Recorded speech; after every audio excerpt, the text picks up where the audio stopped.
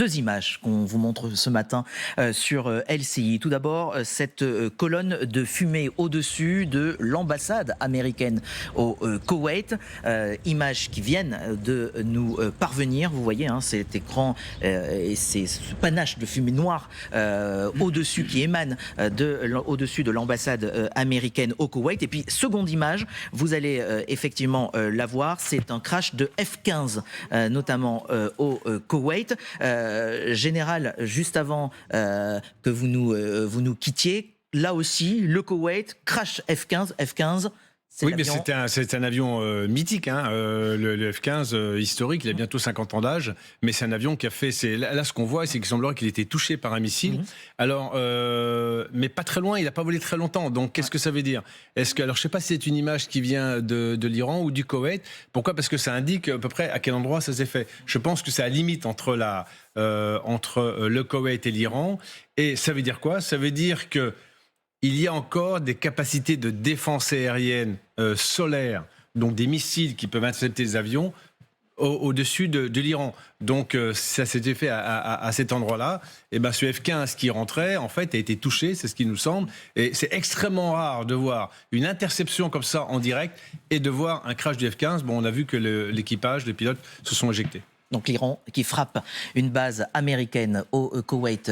Dernière information de la matinée. Il est 11h sur LCI. Vous suivez toujours cette édition spéciale. Nous sommes déployés partout dans cette zone de conflit, dans les pays du Golfe, grâce à nos envoyés spéciaux. Parmi les dernières informations, donc vous le voyez, et je le rappelle, au Koweït, c'est l'Iran qui frappe une base américaine. Vous aviez ces centaines d'avions israéliens qui bombardent simultanément l'Iran et le Liban, et Israël qui signale, qui annonce, eh bien oui, que c'était une attaque ciblée en direction d'un chef du Hezbollah. C'est ce qui vient de se passer donc dans les dernières minutes et que vous avez bien sûr pu suivre en direct sur LCI. Valérie Nataf, on parlait justement de la voix de la France.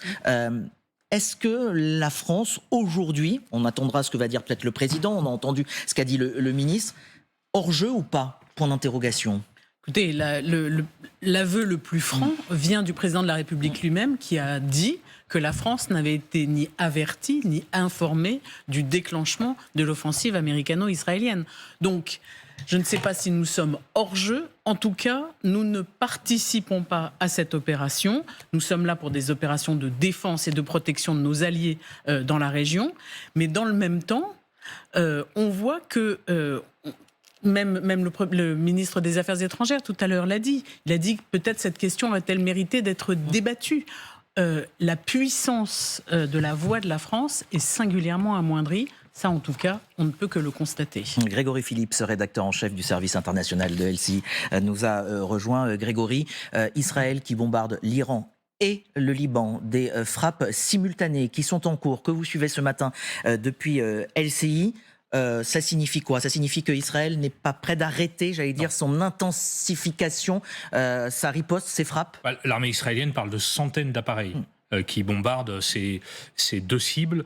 Le fait que le sud Liban soit bombardé massivement n'est paradoxalement pas une surprise, puisque le Hezbollah, qui est présent dans cette zone, a choisi d'envoyer quelques projectiles hier, et c'était le signal qu'il ne fallait pas envoyer à l'État hébreu, qui a l'air très déterminé à aller, pardonnez-moi l'expression, jusqu'au bout de l'opération, à savoir démanteler le régime des Mollahs, et tant qu'on y est, aussi l'un de ses affidés, qui est le Hezbollah, qui avait été singulièrement amoindri ces derniers mois, notamment avec la mort de Nasrallah, qui avait été tué à Beyrouth. On se souvient de l'opération des Beepers, qui avait décapité une partie du commandement du Hezbollah. Mais visiblement, Benjamin Netanyahou veut régler ces deux problèmes, les deux problèmes qui sont posés à Israël, en même temps. C'est très important d'entendre ce que Netanyahou a dit hier après-midi aux Israéliens. Il a dit « ça fait 40 ans que je me bats contre cette République islamique, contre son programme nucléaire. C'est le but de ma vie d'aller au bout de cette opération militaire, de cette guerre. » Et donc ça concerne évidemment aussi les affidés, ce qu'on appelle les proxys iraniens. Le Hezbollah en est un. Frappe préparée de longue date, frappe millimétrée, frappe ciblée de l'armée israélienne. Oui, alors ce qu'il faut identifier, c'est un peu compliqué parce qu'on est encore évidemment dans le brouillard de cette autre guerre ou de cette guerre parallèle qui vient de s'ouvrir au sud Liban, c'est quelles sont les cibles qui peuvent être frappées dans cette zone. On est au nord d'Israël. Il y a sans doute encore des positions du Hezbollah, mais on voit qu'on demande aussi à la population de reculer, de quitter la zone dans de plusieurs villages qui sont situés à la frontière et pareil dans le sud de Beyrouth. Donc, quelles cibles sont visées? Est-ce que ce sont les nouveaux dirigeants du Hezbollah? Est-ce que ce sont des caches d'armes? Est-ce que ce sont des sites qui contiennent par exemple des roquettes? On sait que c'est l'arme favorite du Hezbollah, c'est encore un peu tôt pour vous le dire. Martine Gosselin, bonjour. Vous êtes grand reporter, rédactrice en chef du mensuel Écran de veille, spécialiste du monde arabe et de l'islam, auteur de Sunnite, chiite, paru aux éditions du Seuil. Pour poursuivre ce que disait Grégory Phillips, quelles sont les cibles aujourd'hui visées, notamment par ces attaques israéliennes menées simultanément en Iran et au Liban, selon vous? Au Liban, c'est assez clair, c'est-à-dire que les tirs du Hezbollah qui ont eu lieu sur le nord d'Israël cette nuit étaient en complète contradiction avec les proclamations faites il y a une semaine, c'est-à-dire avant bien sûr le début de la guerre, sur le fait que le Hezbollah n'interviendrait pas en cas de frappe limitée. Or, il y a eu des tirs et actuellement, finalement, l'une des cibles semble être à Beyrouth, puisque je crois qu'Israël est en train de frapper le grand quartier chiite de Dahiyeh. La première cible semble être le nouveau secrétaire général du Hezbollah, c'est-à-dire Naïm Qassem. Ça, c'est très clair. Parce que, et si Israël prend la décision, effectivement, de s'engager dans une offensive spectaculaire, comme l'ont redit les militaires israéliens à l'aube, ça c'est clair. Bien sûr qu'il doit être sur la liste, il est vraiment sur la liste des éliminations. Et ça, vous avez raison de rappeler le discours de Netanyahou, qui est d'ailleurs appuyé par son opposition, parce qu'aussi contesté qu'il soit à l'intérieur de l'État hébreu, et il l'est profondément, Netanyahou est suivi par l'intégralité sur cette affaire de l'opinion israélienne, de son opposition, du chef de l'opposition Yair Lapid, de Naftali Bennett.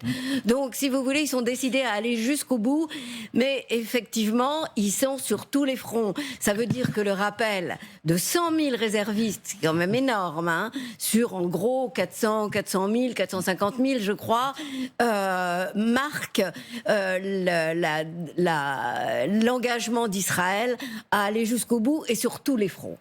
Nouvelles images ce matin sur LCI. On vous parle de cette raffinerie qui a été incendiée en Arabie Saoudite. Regardez, ça c'est nouveau, ça vient de nous parvenir. Tout à l'heure, on avait simplement, on voyait les installations avec des panaches de fumée. Là, ce sont vraiment des flammes.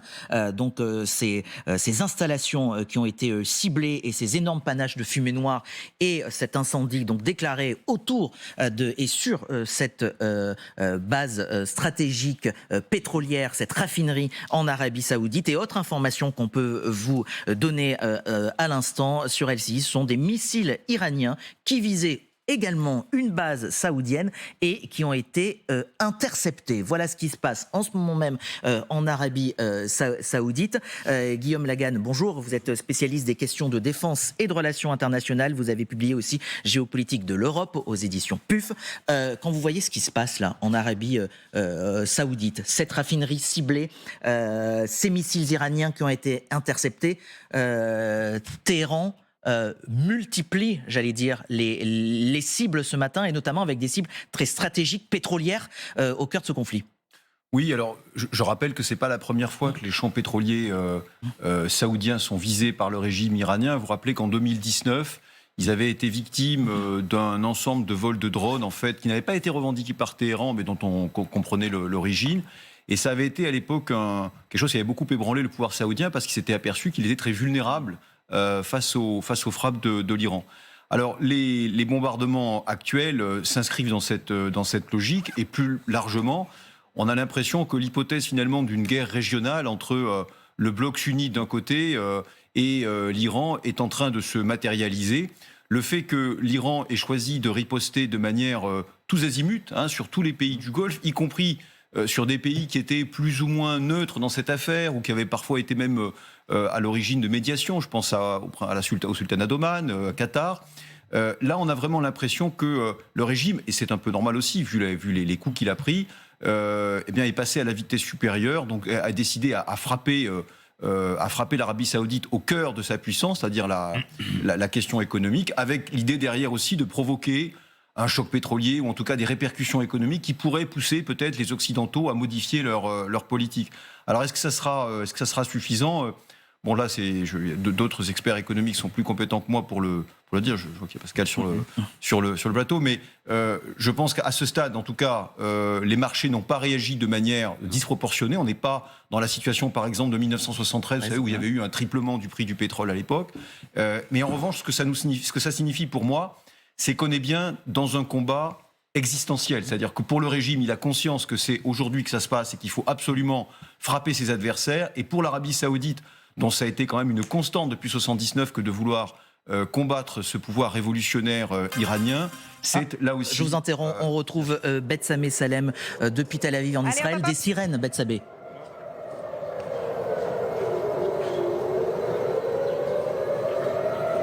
Oui, effectivement, les deuxième ou troisième sirènes depuis ce matin ici à Tel Aviv.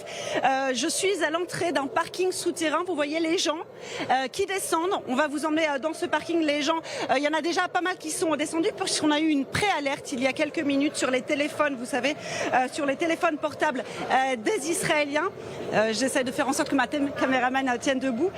Voilà, donc on a une préalerte. Donc déjà, il y a des dizaines et des dizaines de personnes qui, ces dernières minutes, se sont réfugiées dans ce parking. Comme vous le voyez, elles continuent de descendre puisqu'en fait, plus elles sont en profondeur, plus elles sont en sécurité. Surtout que le toit de ce parking est en verre, donc c'est extrêmement dangereux. Même s'il y a des débris de missiles, ça peut être meurtrier. On va vous emmener donc... avec ces personnes qui se réfugient en plein centre de Tel Aviv. Nous nous trouvons. Les sirènes viennent de s'arrêter et ça, c'est le moment critique. C'est le moment où tout le monde, en général, arrête de parler, tend l'oreille, écoute s'il va y avoir une explosion. C'est le moment où c'est plus ou moins si un missile va être intercepté ou si peut-être il y a une frappe directe. Les Israéliens ont compris encore une fois ce week-end qu'un missile iranien peut être meurtrier. Je vous rappelle qu'il y a eu une frappe directe au centre de Tel Aviv qui a causé un cratère. Une femme est morte et puis il y a eu un autre impact hier, on le rappelle, dans la région de Jérusalem. Pas d'explosion a priori, donc en tout cas il ne devrait pas y avoir quelque chose dans la région proche de Tel Aviv. Les Israéliens qui depuis ce matin, on voit, ont presque pris un rythme de vie normal, mais qui sont quand même en alerte et la preuve c'est que les tirs en provenance de l'Iran se poursuivent. Bethsabée, c'est ce que j'allais vous demander. On le voit, vous êtes dans ce parking, dans ce centre de Tel Aviv. On voit passer derrière vous justement des Israéliens et c'est plutôt, j'allais dire, un calme tout relatif où vous sentez une certaine inquiétude, une certaine angoisse là.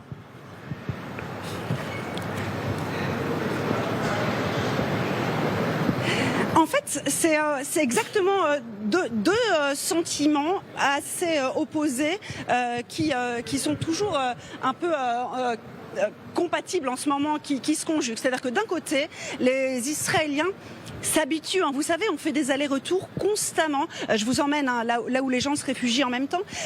Constamment, on va vers la Zabri, on s'en sort presque. On pourrait avoir le réflexe de ne plus se rendre compte du danger. Dans le même temps, quand je parle aux Israéliens, ils me disent mais en fait, on sait très bien à chaque missile, à chaque sirène, que ce sont des gens qui veulent nous tuer, que ces missiles peuvent nous tuer. Sur le chemin de l'école, on doit emmener les enfants tout à coup dans un abri anti-missile et leur expliquer. Donc il y a vraiment ces deux sentiments antagonistes à nouveau devoir s'habituer à un conflit, à courir vers les missiles et d'un autre côté, cette angoisse latente selon laquelle finalement, même quand vous êtes dans ces abris anti-missiles, si le missile frappe directement l'abri, et bien même le béton n'y fera rien. Donc finalement, en dépit de la défense israélienne, de la discipline des gens, eh bien on sait très bien qu'il y a toujours un risque, même s'il est faible, même pour les gens qui sont à Tel Aviv et qui sont relativement bien protégés, eh bien que ces frappes de missiles soient meurtrières. Il y a énormément de gens là, et je ne sais pas si vous voyez, mais Liat et Matirchola Letzalem Anashim, je demande à ma caméraman de montrer les gens, ils ont l'air relativement détendus. Et c'est vrai que les Israéliens, ils vous font des blagues même. Ils sont dans les abris, on fait des blagues. Et en même temps, ils savent très bien que la situation est grave. Voilà, donc il y a ces sentiments très opposés qui sont toujours, qui vivent ensemble.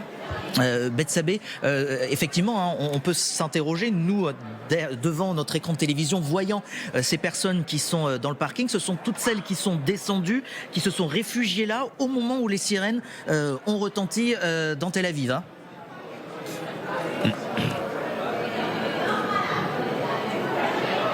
Oui, exactement. Je peux vous dire que ce parking, il a en général l'air d'un parking comme les autres. C'est-à-dire que vous avez des voitures et vaguement un ou deux piétons qui va payer ou qui va rentrer dans sa voiture. Il n'y a jamais autant de gens dans les parkings. Je peux vous dire même que peut-être pas la nuit dernière qui était plus calme, mais il y a de nuit, les gens dormaient dans ce parking. Il y avait des gens parfois en famille entière avec des sacs de couchage. Pourquoi ? Parce que d'abord, ils n'ont pas d'abri à proprement parler près de chez eux et qu'ensuite, c'est difficile de courir en pleine nuit pour des raisons évidentes, mais aussi parce que, vous savez, pour peu que vous preniez un peu trop de temps pour sortir de votre lit, mettre un jean, enfiler des vêtements et sortir de chez vous et arriver à l'abri, c'est très difficile d'arriver à temps aussi. Et la plupart des victimes en Israël, eh bien, soit c'est parce qu'elles se sont trouvées dans des abris ou dans des maisons qui ont été frappées de plein fouet par les missiles, soit c'est parce qu'elles ont couru vers les abris, mais qu'elles n'y sont pas arrivées à temps. Merci beaucoup, Bethsabée Salem. Si vous voulez, je peux essayer de parler avec quelqu'un ici. Est-ce que vous me dites si je rends l'antenne? Non, vous pouvez y aller, Bethsabée. On vous écoute. Donc je vais lui demander quel est ce sentiment, un peu ce que vous m'avez demandé à moi. On va voir s'il est d'accord. מה ההרגשה שלך? בצד אחד מתרגלים, אזעקה, מקלע, זה בסוף אין באמת דרמה, בצד שני יודעים שזה קטלני, מה התחושה שלך? אני מקבל את המציאות סביבי כמו שהיא, מה שקורה זה לאן אני הולך, אני לא שומע חדשות ואני מנסה לשמור על איזשהו שקט פנימי. Non, il essaie de rester en fait zen, de ne pas trop regarder les informations et de suivre les instructions. Je vais lui demander s'il a peur quand même que ce rythme se poursuive parce que c'est quand même angoissant. זה די מפחיד. האם אתה מפחד שזה ימשיך איזה ימים ארוכים אולי? אין לי טעם לפחד מדברים שאני לא יודע. זה מה שזה. פשוט ככה. Alors, c'est assez amusant parce que c'est une réflexion qui revient énormément. Amon Toda, merci beaucoup. C'est une réflexion qui revient énormément chez les Israéliens qui vous disent « Je ne préfère pas trop y penser, c'est trop angoissant et je ne peux pas vivre constamment dans l'angoisse ». Ça, c'est une réponse qui revient systématiquement dans la bouche des Israéliens. D'ailleurs, pas forcément à Tel Aviv, parfois dans des zones qui sont bien plus ciblées, que ce soit la frontière au nord avec le Hezbollah ou au sud, près de Gaza, pour les régions qui étaient touchées par les tirs du Hamas. Vous savez, on décide de vivre, on verra bien ce qui se passera. Par contre, les Israéliens sont très disciplinés, ils suivent les consignes de sécurité, ils vont courir vers les abris. Et vous savez, la défense israélienne, l'armée israélienne répète régulièrement qu'une partie de cette force de la défense, ce ne sont pas que le dôme de fer, les systèmes laser, les systèmes d'interception, c'est aussi cette discipline des gens qui vont à temps dans les abris. Et c'est vraiment une partie de ce système de défense israélien. Merci beaucoup, Bethsabée Salem, avec Liat Lerner qui vous accompagne. On le rappelle, des sirènes qui sont en cours à Tel Aviv, préalerte dans cette ville israélienne. Et vous le voyez, donc les Israéliens qui sont descendus dans ce parking en attendant de pouvoir remonter à la surface et j'allais dire de reprendre un petit peu le cours normal. Je mets beaucoup de guillemets par rapport à tout ce qui se passe, mais j'allais dire Grégory Phillips, ces sirènes, on les entend régulièrement du côté de Tel Aviv et en Israël, surtout qu'on a vu que l'armée israélienne, bien, elle poursuivait son intensification de frappe aussi bien du côté de l'Iran que du Liban. Oui, bien sûr. Malheureusement, les Israéliens sont habitués à ce genre de scènes et de scénarios. Et ils ont quasiment tous sur leur téléphone portable des applis qui vous préviennent, par exemple, quand un missile est lancé et qu'il est repéré. Et tout le monde sait à peu près que vous avez, à partir de cette préalerte, une douzaine de minutes pour vous mettre à l'abri. C'est beaucoup moins, évidemment. On a vu ça notamment au moment du 7 octobre, quand des roquettes partent de Gaza et qui visent le sud d'Israël. Là, vous avez vraiment 2 à 3 minutes à peine pour vous protéger. Donc oui, les Israéliens sont habitués, j'aime pas beaucoup ce terme, mais ils savent faire. Il y a effectivement des méclates, des abris dans beaucoup d'appartements, dans beaucoup d'immeubles, dans beaucoup de bâtiments publics, et quand il n'y en a pas, vous avez les parkings. Et malgré cela, vous avez vu comme nous les images hier dans cette ville de Beth Shemesh, qui est la grande banlieue à l'ouest de Jérusalem, où vous avez un missile qui a fait au moins 9 morts, peut-être plus. Il y a 11 personnes portées disparues, parce que quand le missile parvient à passer les barrières mises en place d'hommes de fer et autres couches, il peut être extrêmement destructeur et meurtrier. C'est ce qui s'est passé à Beth Shemesh hier. On a vu les images, on était d'ailleurs présents ce matin même aussi avec le président israélien Herzog qui s'est rendu sur place. On va partir au Liban, rejoindre Arthur Saradin, notre correspondant. Arthur, on a vu ces tirs, ces centaines d'avions israéliens, à la fois en Iran, mais aussi au Liban où vous vous trouvez. Et l'une des dernières informations, c'est que l'armée israélienne a dit oui, voilà, on a ciblé très directement des chefs du Hezbollah à Beyrouth.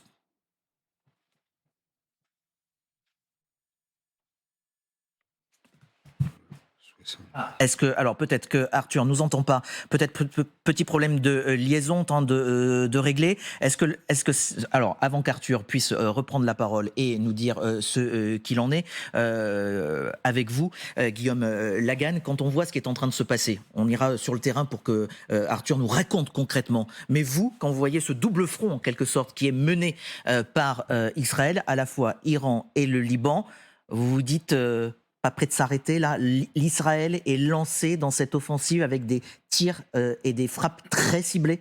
Alors, si vous prenez un peu de recul, moi je pense que ce qui se passe aujourd'hui, c'est la continuité de la stratégie qui a été décidée par Israël après l'attentat du 7 octobre 2023 maintenant.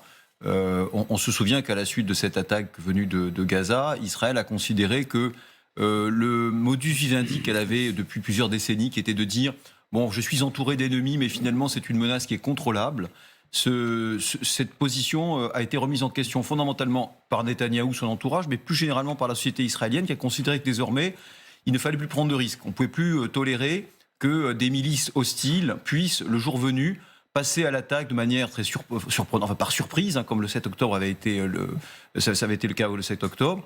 Et donc, les Israéliens ont mené et continuent de mener de manière assez systématique une lutte contre l'ensemble des groupes qui leur sont hostiles. Alors il y a eu l'affaire de Gaza, il y a eu ensuite, rappelez-vous, il y a 2 ans, quand en 2024, M. Nasrallah a été tué, et puis ensuite le Hezbollah a été profondément affaibli par les bombardements israéliens, puis ont suivi la chute de la Syrie. Israël n'était pas directement à la manœuvre, mais tout de même a joué un rôle, et puis l'affaiblissement des milices chiites en Irak, les bombardements contre les Houthis, et évidemment l'année dernière, la première guerre des 12 jours contre l'Iran, et aujourd'hui, ce à quoi on assiste. Donc moi, je dirais que du point de vue du Hezbollah, on est dans la continuité de ce qui était prévu. Le Hezbollah avait dit « je n'interviendrai pas au profit de l'Iran, sauf si le guide est assassiné ». Le guide a été assassiné. Donc logiquement, vis-à-vis de ses troupes, le Hezbollah était obligé de faire quelque chose, parce qu'il y a quand même une légitimité pour ce mouvement chiite. Mais il est aussi un peu gêné aux entournures, parce qu'il a des engagements vis-à-vis du reste de la population libanaise, de ne pas entraîner le Liban dans la guerre. Donc il est pris, si je puis dire, entre ces deux engagements.